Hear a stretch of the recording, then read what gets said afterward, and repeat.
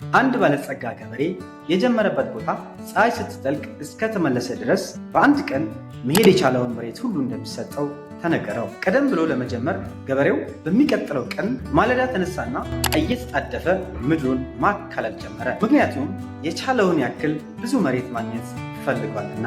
ምንም እንኳን ቢደክመውም ቀትሩን ሙሉ ጉዞውን ቀጠለ።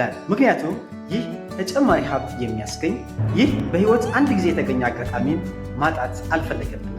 ሰዓቱ እጅጉን ካለፈ በኋላ መሬቱን ለማግኘት ፀሐይዋ ሳትጠልቅ ቀድሞ መገኘት ቅድመ ሁኔታ መሆኑን አስታወሰ። ስግብግብነት ከተነሳበት ቦታ በጣም ርቆ አስኪዶታል።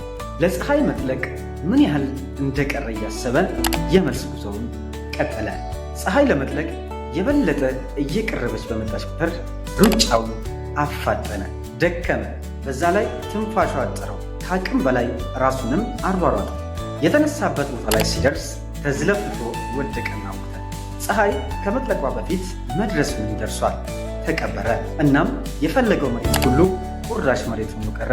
በዚህ ታሪክ ውስጥ በርካታ እውነታና የሚቀሰም ትምህርት አለ።